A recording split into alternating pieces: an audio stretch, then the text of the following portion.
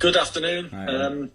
Jurgen, it's going so well for you, isn't it? A great unbeaten run currently, 14 Premier League games. You've won 5, drawn 19 unbeaten, but you're not top of the league, incredibly. Just how good have you got to be this season to finish top of the pile ahead of the likes of Chelsea and Manchester City? You've got to be at your brilliant best, haven't you?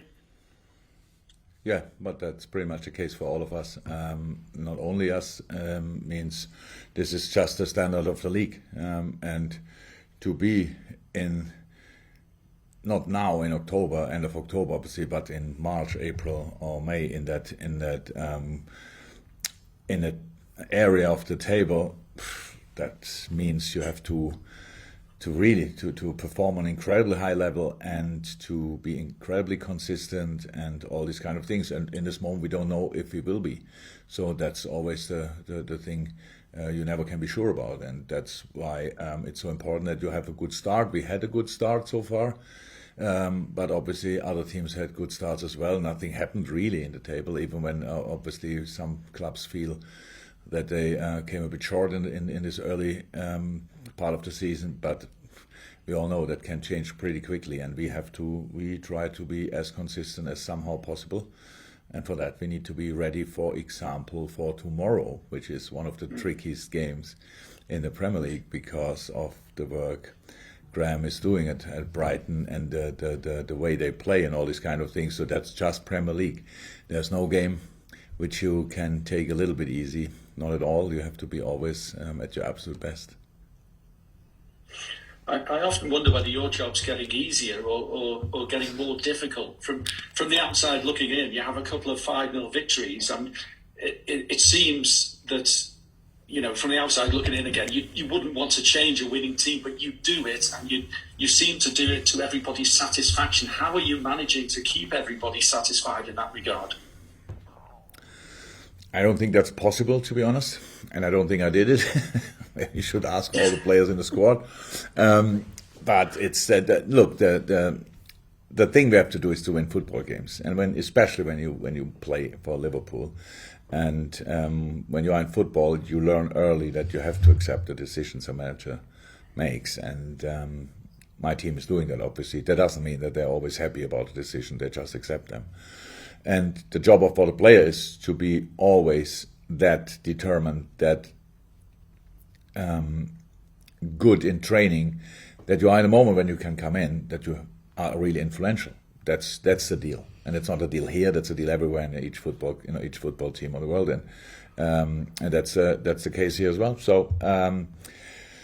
I don't try to keep them happy. Yes, I want them all to be happy, but I want them to be angry as well when we play an opponent who wants the points, our points if you want, and all these kind of things. So it's just the things we do over the weeks, during the weeks and over the months, and that's the situation we are in. And it's nothing happened yet. We have, what is that, match day 10 now? Right? 10? In Premier League. Yes. Come on. 28 after that to come, so that's obviously nothing happened, and it's just a really okay start so far. But even in the start, we had our downs with maybe not result-wise too much, but we had moments where we were all not happy with and all these kind of things. So we have constantly things to improve, and that's the only thing we are concerned about, and not that we won games with a ridiculous result or whatever, where you think, okay, how can that happen constantly? And it will not. And we are not silly enough to think that to win a football game, first and foremost, you have to make sure that you are ready to defend. And that's what we try to make sure for tomorrow again. And all the rest is then how you build on that. And we will see how we can do it. Final one, Al. Well, we know you have to make at least one change from last weekend's win at Manchester United because James Milner is not available, but how are the others in Naby Keita, Fabinho and Thiago? Yeah, Naby Keita looks good. We were all surprised, but he was obviously lucky, and so I think he will be ready. With Fabinho, it doesn't look that good. It's a bit more complicated, not too complicated, but complicated enough to keep him out now again, probably. I still wait for last news, but he was not in team training yet, and that means that's never a good sign. And Thiago was first time yesterday in team training. Yes, we did a session where he could be part of pretty much the whole session. That doesn't mean he's ready to play a football game, unfortunately. So we will see what we do with him, but he's closer than he was last week, much closer. And now we have to see what we do with that. Thank you, Alan. We'll go to Anita for the next two for Premier League Productions. Afternoon, Jurgen. How are you? Hello, I'm good, and you? I'm fabulous. Thank you for asking. You touched on how tomorrow is going to be one of your trickiest games in the season. Of course, your side are aware of the dangers that this side can pose. Given your stats so far, though, you're unbeaten, 6 clean sheets, and you're averaging 3 goals per match. What kind of challenge are you expecting this time round?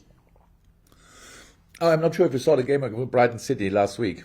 So it looks like from the scoreline a pretty clear thing. And maybe the first half, yeah, City was really good, but the goals were, I think 2 goals were in the first half were counter-attacking goals.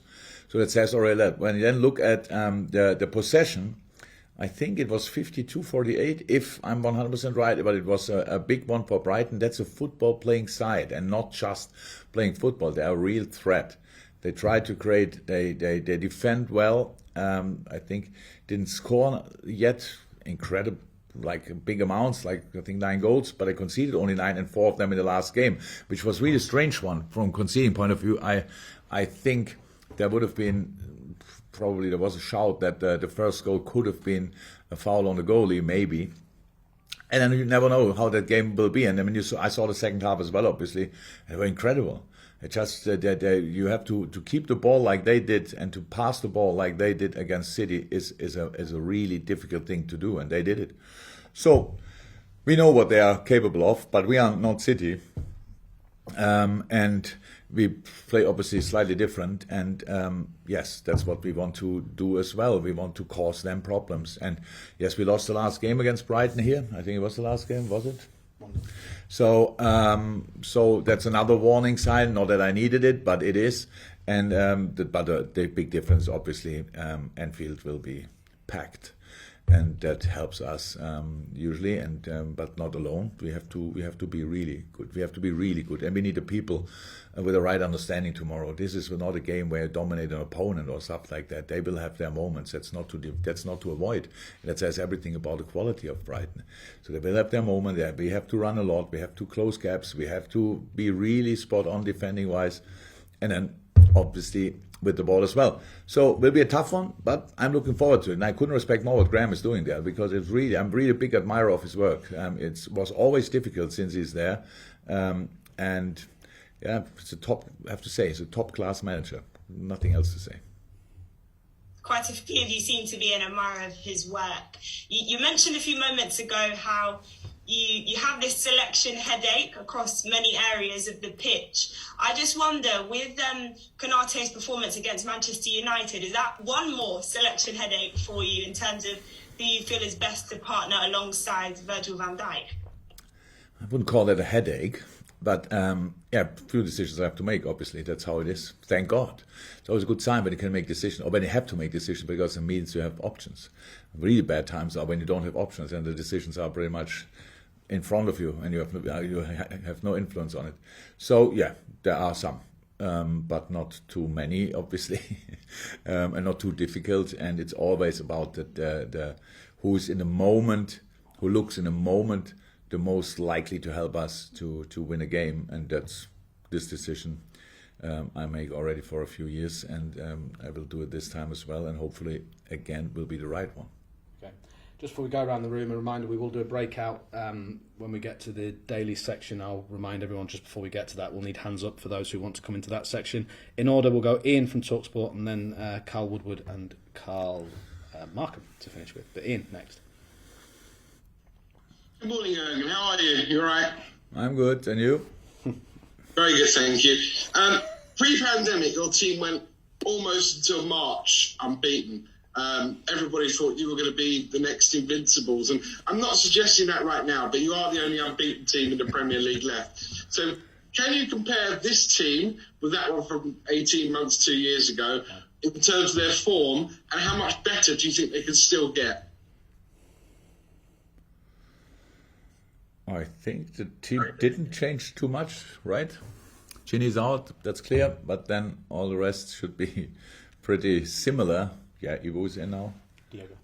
Diogo is in now. Thiago, unfortunately not available, but is around in the moment. Yeah, so actually, I don't think about these kind of things. Are we better than 2018 or whenever it was 18 months ago? It's not too important. So you have to be as good as you can in the moment. And yes, we have to improve. And yes, there is space for improvement. We know that. And it's really, it sounds, I know how it sounds, but the world is a bit like this. You win 5-0 against United and everything is perfect. But it was not.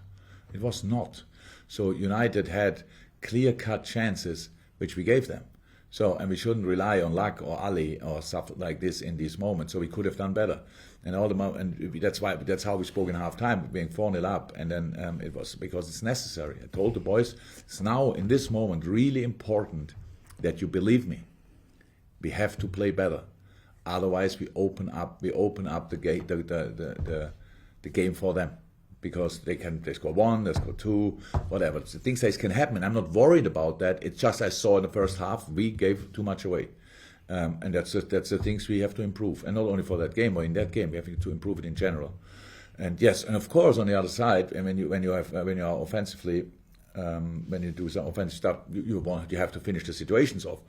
And there are moments when it obviously clicks, when it's clicking, and other moments where it's not clicking. And so far it clicked in a lot of moments. That's why we have some really impressive score lines. But we don't expect that to happen all the time. And you have no problem with winning a game 1-0. Absolutely not. It's a bit more nervy, obviously, but it's still okay. And that's what we have to be ready. Again, where we have to improve and to be then stable and consistent is defensively, how we work when the opponent has the ball. There's no reason why somebody should get through if we do it really well. But because we are human beings, always things can happen, but even for that we need to have a solution that then the next one can sort it. So that's something where we 100% can improve. Offensively we can as well, but obviously that's more difficult when you see the goals we scored so far. Thank you, Ian. We'll go to Carl from BBC Merseyside and then Carl from Press Association. Carl Woodward first. Hello, Jurgen. Hello, Carl. Adam Lallana, when you first came to the club and introduced the pressing side of the game, how important was he, and did he set the standard at the start of it as well? Not only at the start, until the end.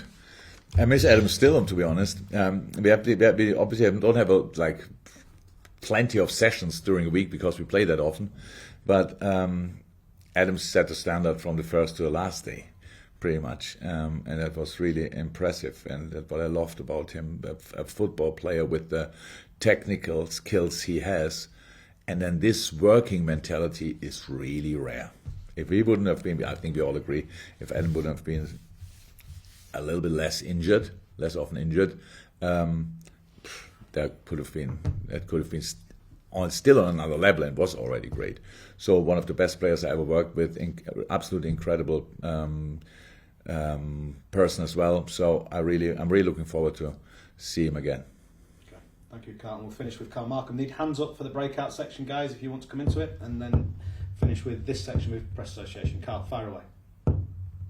Jurgen, you've touched on this a bit already today about keeping players who are not in the team happy, and Joe Gomez is probably one of those who falls into that category.